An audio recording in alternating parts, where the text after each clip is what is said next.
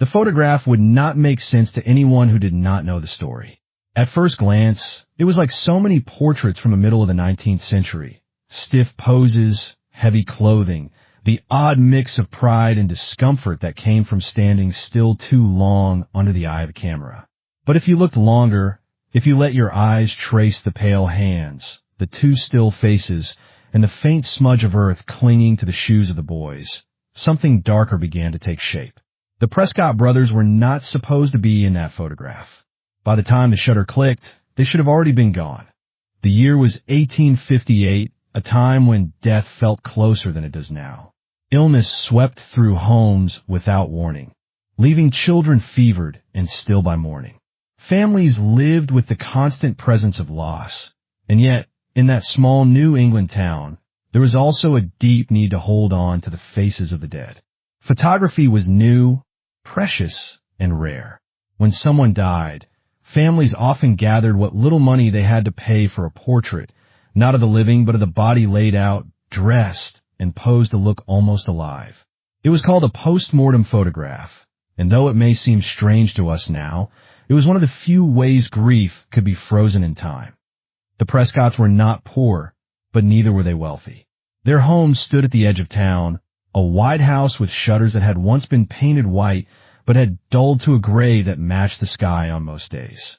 The land around it stretched into fields that had grown stubborn and thin, the soil giving less with each harvest. Their father, Jonathan Prescott, carried himself with the sharpness of a man who had once been respected and feared, but had begun to lose both. He had land, he had a name, and in a small town, that was enough to demand deference.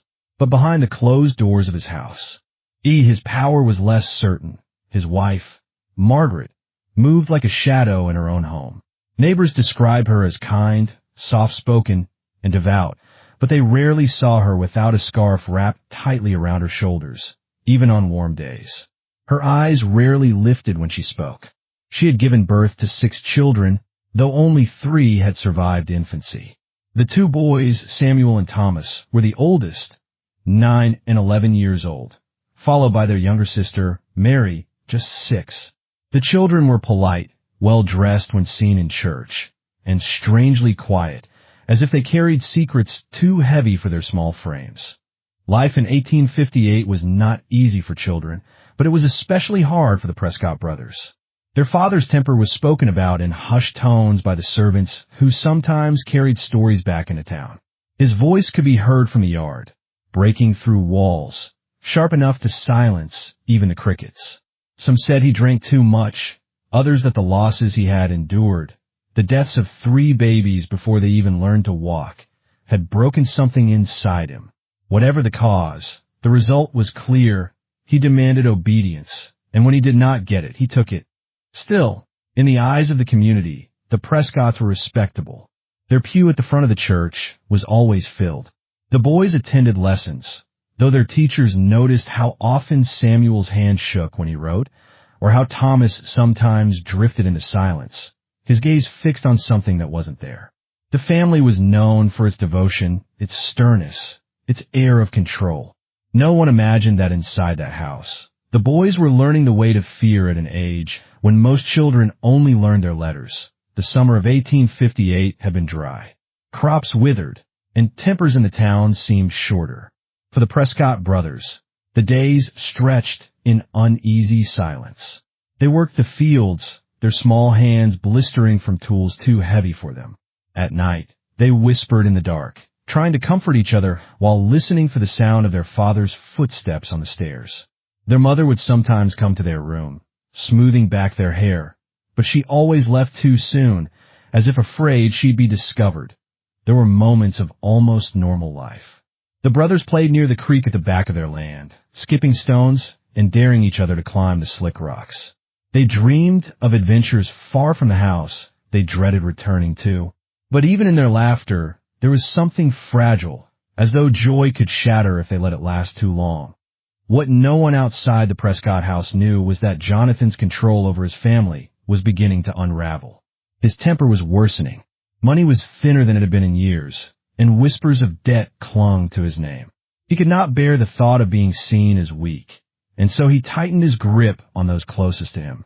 The boys, growing older, no longer bowed their heads as quickly. Samuel had begun to question. Thomas had begun to resist. Their mother had tried, in small ways, to protect them, but each act of defiance only fed their father's rage. In town, no one suspected what was building. The Prescotts still appeared at Sunday service, their clothes pressed, their children neat. The boys' pale faces were dismissed as poor health or the heat of summer. Margaret's downcast eyes were seen as modesty, and Jonathan's sternness was mistaken for discipline. On the surface, the Prescott family looked like so many others. But beneath that surface was something far more dangerous, a house steeped in silence, fear, and the growing tension between a father who demanded control and sons who were beginning to see that they might never escape it. The photograph would come later, when it was too late to ask questions, when the town would look back and wonder how they missed the signs. For now, the story of the Prescott brothers was just beginning, though even then, the shadow of what was to come already hung over the house like a storm that everyone could feel, but no one dared to name. That'd be why the end of that summer. The house felt like a place where every sound meant danger.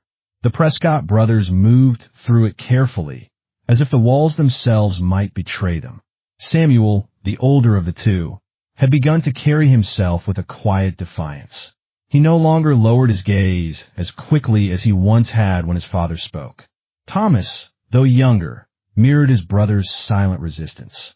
Both had reached an age where fear turned into something sharper, a quiet rebellion that could not be fully hidden. And Jonathan Prescott saw it. He felt it in every glance that lingered too long, in every word spoken too slowly. It gnawed at him. Jonathan's pride was already wounded by the season's poor harvest. Each passing week, the fields gave less, and the hands he hired whispered about his mismanagement. His debts had grown heavy, and the banker in town had made it clear that even a Prescott name would not shield him forever. At church, he smiled too broadly, greeted too loudly, as if trying to cover the cracks forming beneath the surface. But inside the walls of his house, the mask slipped. His temper snapped quicker. His demands on the boys grew harsher. Margaret noticed first how the punishments changed. They were no longer about discipline, but control. If the boys faltered while carrying buckets of water, they were not simply corrected. They were made to repeat the task until their hands bled. If they spoke out of turn, they were forced to stand in silence for hours, their small bodies trembling with exhaustion. And yet, there was something else in Jonathan's eyes when he looked at them. It wasn't just anger. It was fear. The fear that his sons were slipping away from him, that they might someday expose the cracks he tried so hard to hide. The brothers clung to one another more tightly in those days. At night, they whispered their secrets beneath the thin blanket they shared.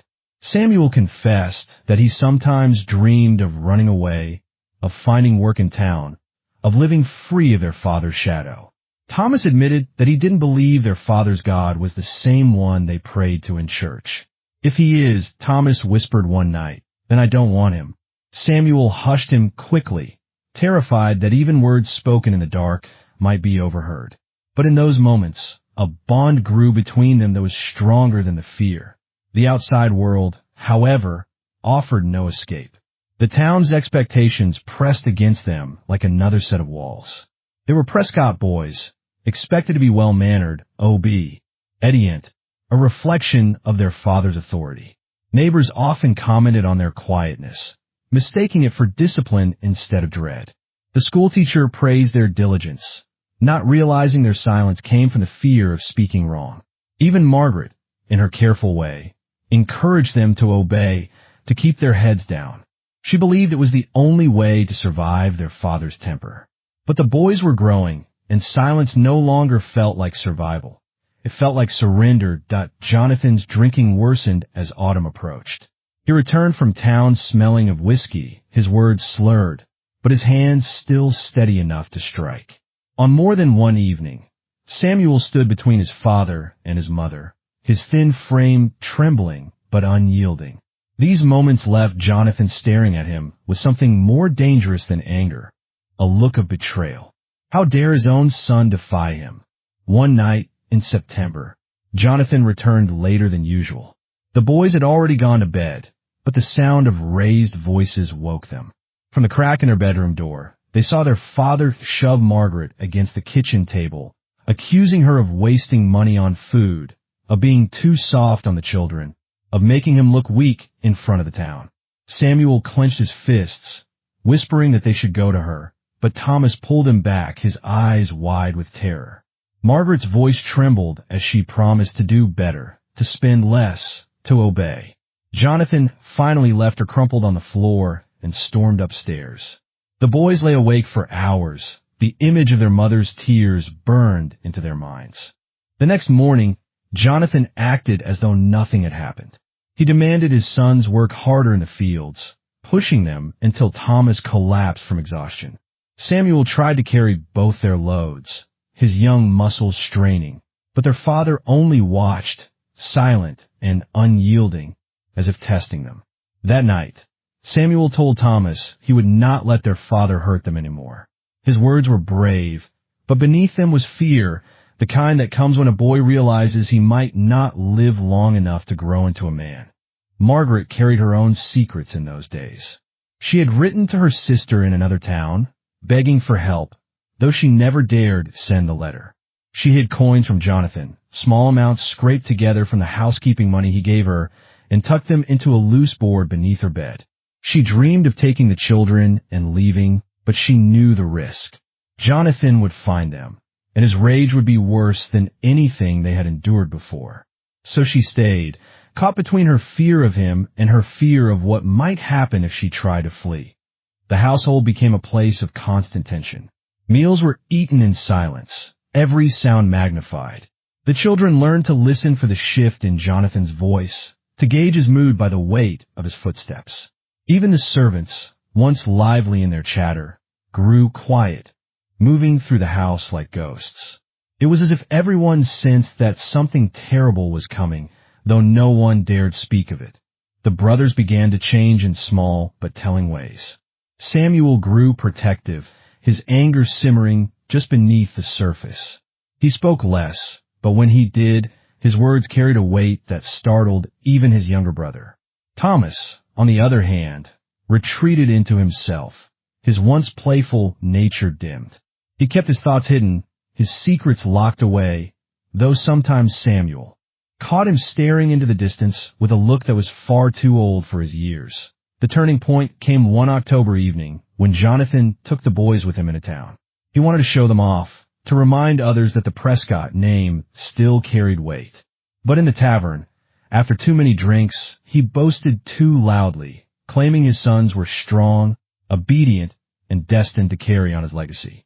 Samuel, emboldened by something he didn't fully understand, muttered that he wanted no part of his father's legacy. The words were quiet, almost lost in the noise of the room, but Jonathan heard them. His hand clamped down on Samuel's shoulder with such force that Samuel winced. He smiled at the men around him, covering the moment with a laugh, but his eyes burned with fury. The ride home was silent, but the air inside the carriage was thick with unspoken threat. When they reached the house, Jonathan dragged Samuel to the cellar. Thomas, too terrified to move, listened from the top of the stairs as his brother's cries echoed through the dark. Margaret tried to intervene, but Jonathan shoved her aside. When Samuel finally emerged, his face was pale, his steps unsteady, but his eyes were filled with a quiet fire that terrified his father more than anything else from that night on. The house seemed to unravel faster. Jonathan tightened his control, forcing the boys into harsher labor, demanding obedience for even the smallest actions. Margaret grew more desperate, her hidden coins adding up but never enough to make escape possible. And the brothers, though frightened, began to whisper more often of freedom, of life beyond their father's reach. By November, the fields lay barren, the cold settling in. Debts pressed harder, and Jonathan's temper grew darker. Rumors spread in town that the Prescotts were on the verge of losing their land. For a man like Jonathan, whose pride was built on the soil he owned, the thought of public failure was unbearable. He began speaking less to his wife and more to his sons, his voice heavy with threats. He warned them of disobedience, of shame, of what happened to those who defied him. The boys listened, but in their hearts, something had already shifted. Fear no longer held them as tightly as it once had. In its place was a mix of anger, despair, and the faint glimmer of hope that perhaps, somehow, they might escape. They clung to each other, knowing that whatever was coming, they would face it together. The photograph, not yet taken, hung over them like a shadow. The town still saw the Prescotts as respectable, still greeted them in church, and believed in the image Jonathan carefully presented. But inside the house, the truth was clear. The walls shook with anger, the air thick with dread, and the fragile threads holding the family together were fraying fast. The winter of 1858 came early, the kind that pressed against the windows and crept under doors, leaving breath visible in the cold air of the Prescott house. The fields outside lay frozen and gray, the trees stripped bare, their branches scratching against the sky like blackened fingers. Inside, the silence was heavier than ever. The fire burned low, the food on the table grew scarcer, and the anger in Jonathan Prescott's chest burned hotter with each passing day. That December night began like many others, with shouting. Jonathan had returned from town with news that the banker would not extend his credit. The land, once a symbol of his power, was slipping through his fingers. He slammed the door so hard the walls rattled, his boots striking the floorboards with heavy, uneven steps.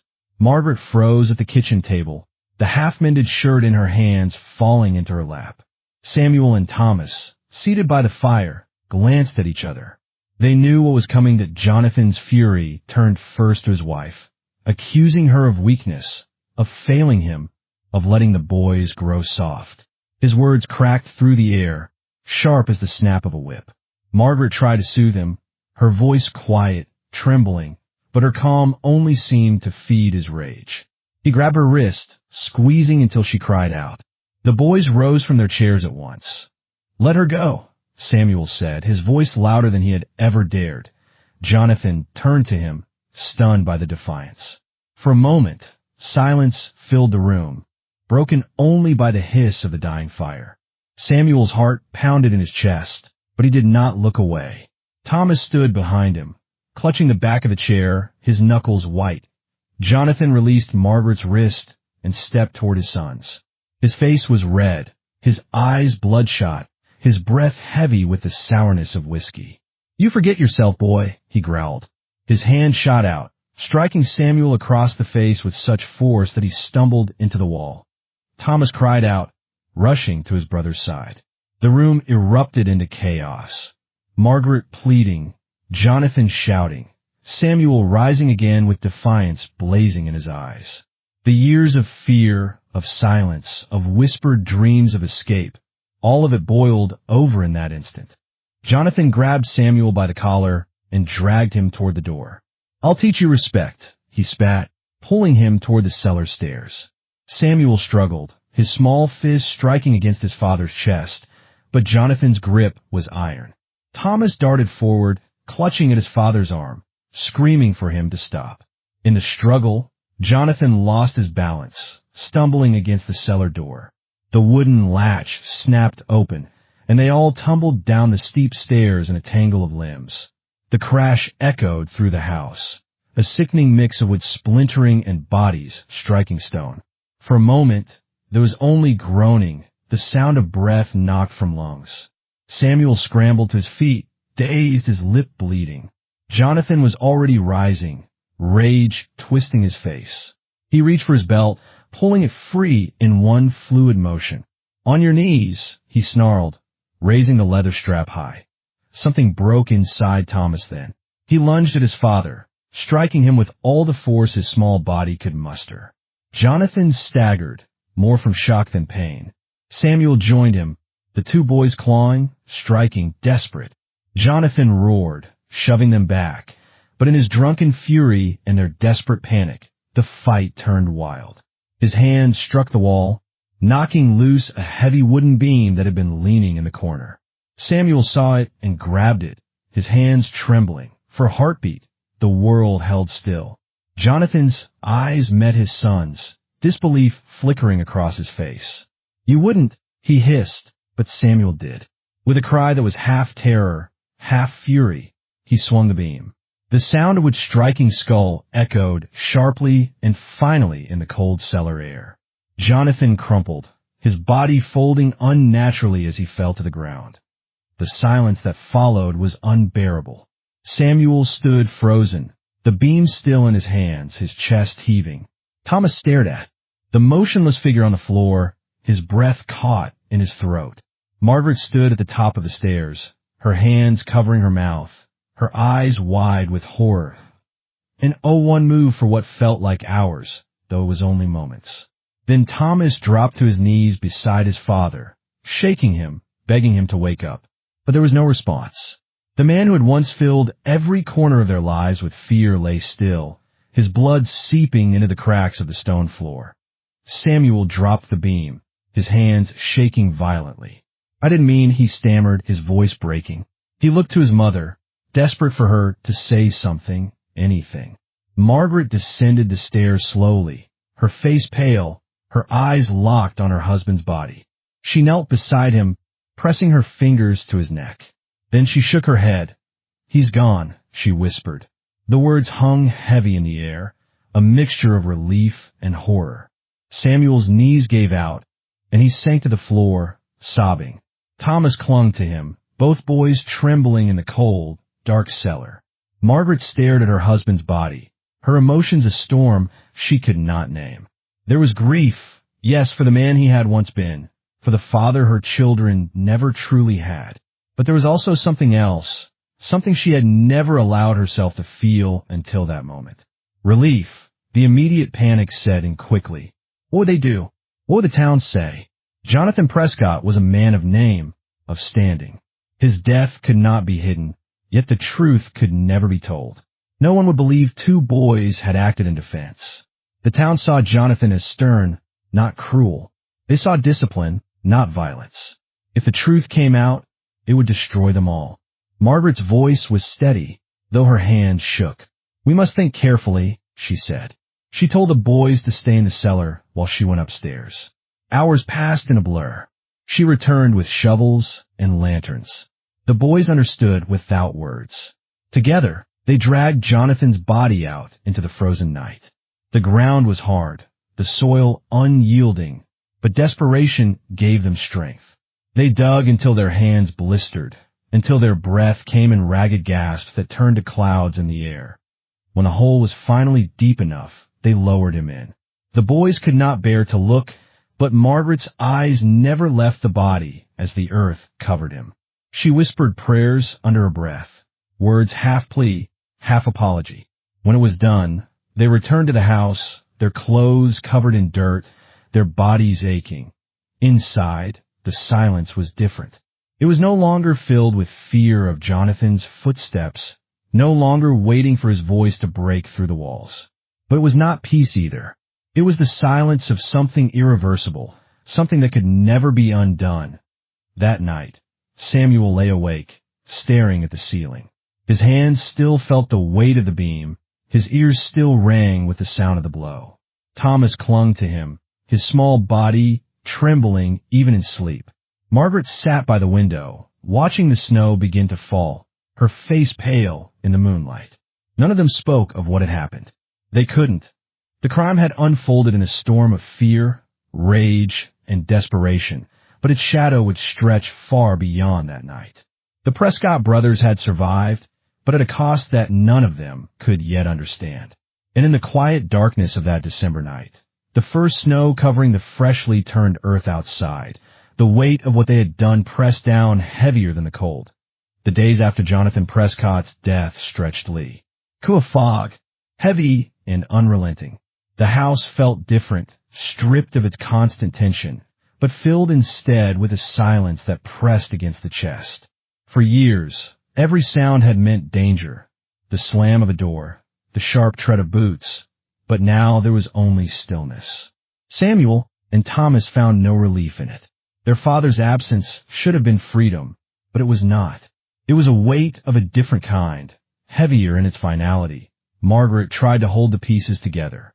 She moved through the house with a mechanical calm, cooking meals, tending to the fire, instructing the boys in their chores as though nothing had happened.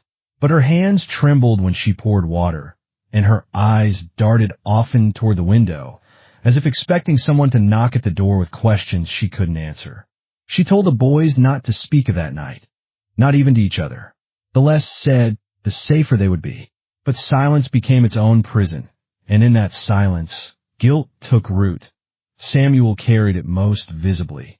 He could still feel the beam in his hands, still hear the hollow crack of wood against bone.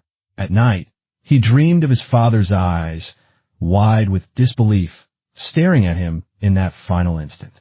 He woke drenched in sweat, his throat raw from screams he hadn't realized escaped him. Thomas, younger and more fragile, tried to push it down, to pretend it hadn't happened, but the denial only made his fear worse.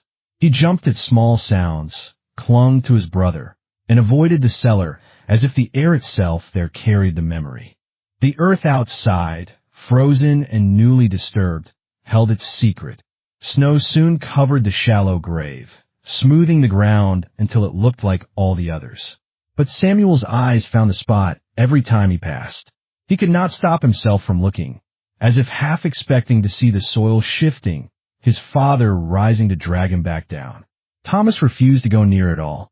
Margaret avoided the place with the same determination, but in the quiet of the night, she sometimes sat by the window facing that direction, whispering prayers to a God she wasn't sure still heard her. The town noticed Jonathan's absence quickly. He had been too loud, too proud, too present in public life for his disappearance to pass without comment. At first, Margaret told neighbors that he was away on business, visiting distant relatives. People accepted the story, though some raised eyebrows. When weeks passed and no word came, whispers began. Some said he had abandoned his family, unable to face his debts.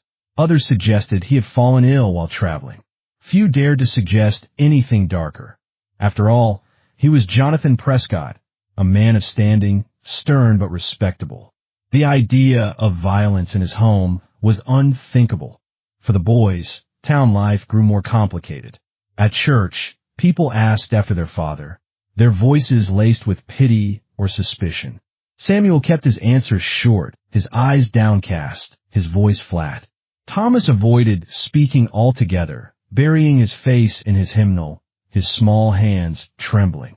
Their silence, once seen as discipline, now looked like grief, and the townsfolk whispered that the boys missed their father terribly. It was easier for everyone to believe that story. Margaret clung to the image of respectability. She dressed the children neatly, kept the house in order, and attended services with unwavering devotion. But inside, she battled her own torment. She told herself again and again that it had been self-defense, that Jonathan had left them no choice, that the children would not have survived his hand much longer. And yet, the face of the man she had once loved haunted her. She remembered him before the drinking, before the cruelty, before the weight of failure had hollowed him out.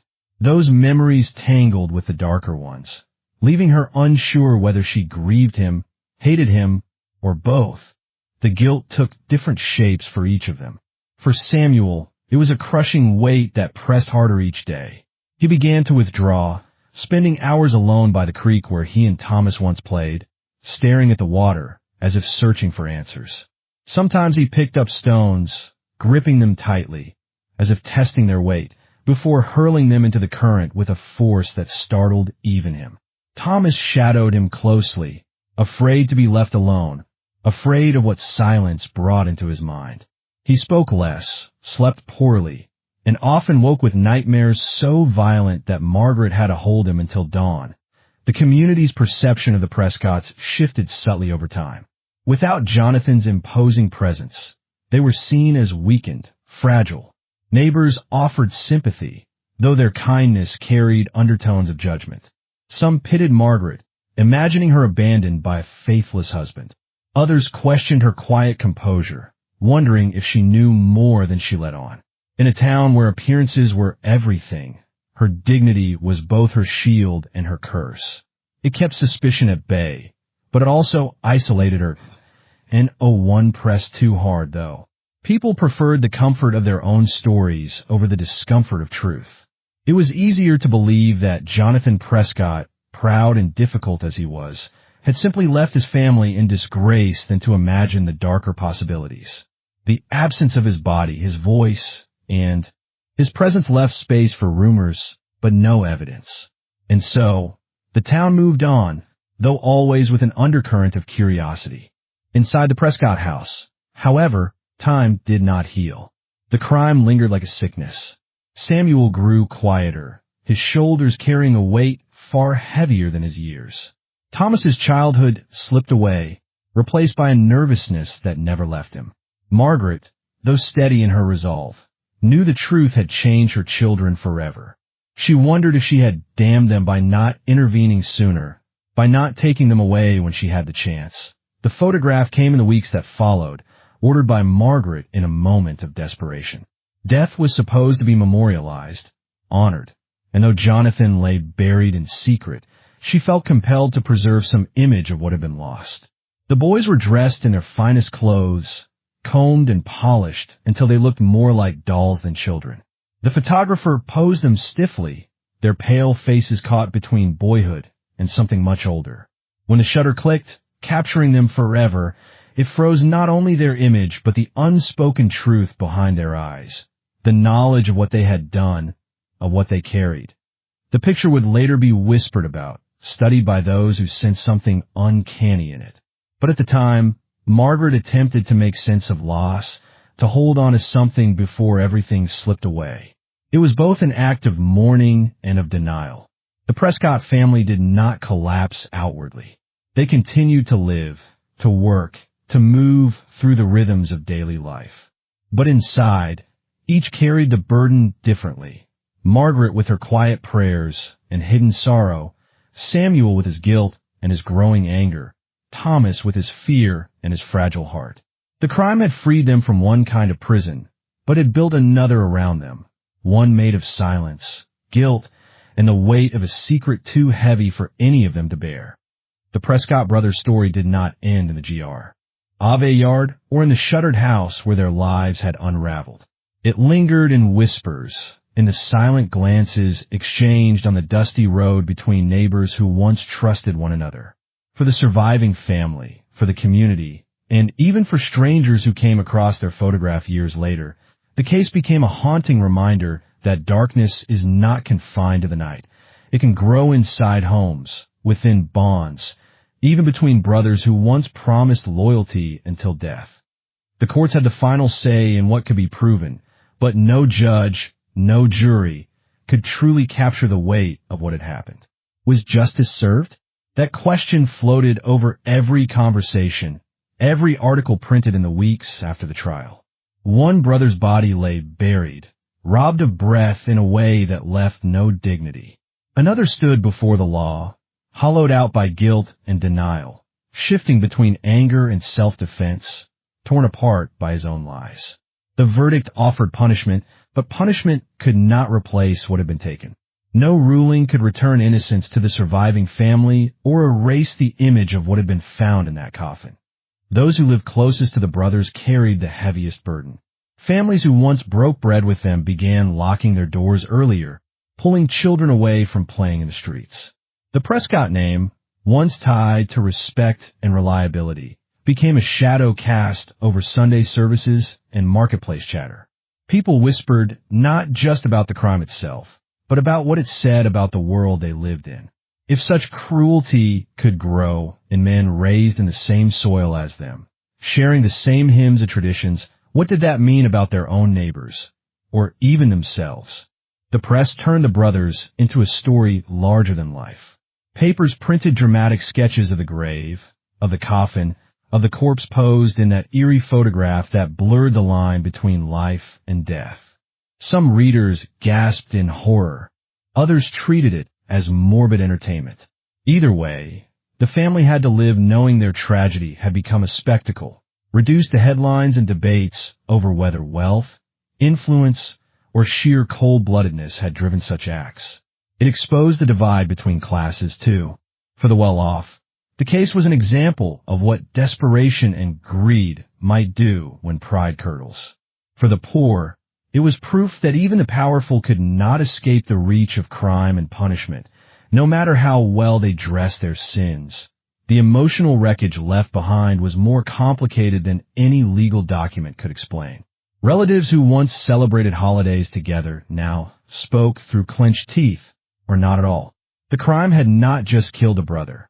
It had killed the illusion of unity, stripped away the belief that blood could shield against betrayal.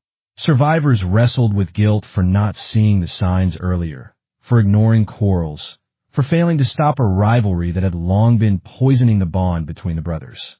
The photograph itself became a curse, passed down through memory, a frozen moment that showed how obsession with control and power could drive people to the edge of human decency. As time passed, the story was retold in different ways. Some described it as a tragedy of circumstance, where poverty, pressure, and jealousy twisted men until they snapped. Others called it evil, pure and deliberate, proof that no excuse could wash away the cruelty of burying a man alive. But whichever side people took, they all agreed on one thing.